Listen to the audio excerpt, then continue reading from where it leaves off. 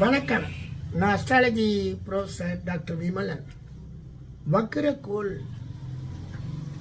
அதனால அந்த கோள் வேலை செய்யாது, அது பின்னாடி போய் வேலை செய்யும்.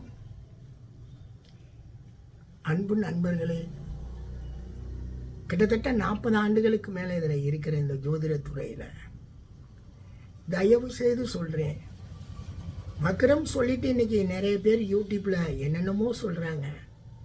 அதையெல்லாம் கண்டு பயப்படாதீங்க அன்பு நண்பர்களே.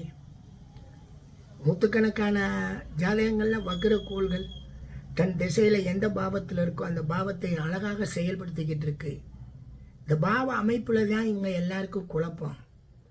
பழைய ஸ்ரீபதி பத்ததி மெத்தடில் பாவ புள்ளி மத்தியம புள்ளிங்கிற அடிப்படையில் கணக்கு வச்சுக்கிட்டு என்னென்னமோ எழுதுகிறாங்க இந்த அஸ்ட்ரோவிஷனுடைய சாஃப்ட்வேரில். அது பழைய மெத்தட், அதை மாற்றலை.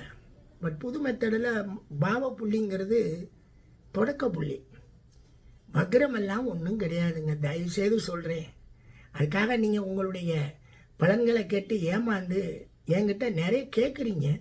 தயவுசெய்து சொல்கிறேன், அதெல்லாம் விட்டுருங்க. வக்கிரம், அஸ்தங்கதம், அஸ்தமனம் இதெல்லாம் சும்மாங்க, வேஸ்ட்டுங்க. கணித அடிப்படையில் வர்றப்ப 1% 2% பலன்கள் குறைக்கும்னு சொன்னதை இவங்க மொத்தத்துக்கே பலன் கிடையாதுன்னு சொல்லி ஜோதிடம் படிச்சிருக்கணும், இல்லை ஆய்வு செஞ்சுருக்கணும்ல. அதுக்கெல்லாம் அவங்களுக்கெல்லாம் நேரம் இல்லைங்க. என்னத்தையாவது சொல்லி நம்ம பணம் சம்பாதிச்சுட்டு போவோம். இந்த இது நடக்காமல் போனதுக்கு என்ன காரணம்? இது வக்கிறதுனால, இது அஸ்தங்கதம் ஆனதுனால, இது அஸ்தமனம் ஆனதுனாலேன்னு உங்களை சமாளிக்கிறாங்களே தவிர அதெல்லாம் கிடையாது. உண்மையாக பாவம் அந்த கோள் எந்த பாவத்தை இயக்குதுங்கிறத தெரிஞ்சுக்கணும். நன்றிங்க. அதை தெரிஞ்சாலே போதுங்க. வக்கிரம், அஸ்தங்கதம், அஸ்தமனம்னு சொல்லி உங்கள் நேரத்தை வேஸ்ட் பண்ணாதீங்க. நன்றிங்க.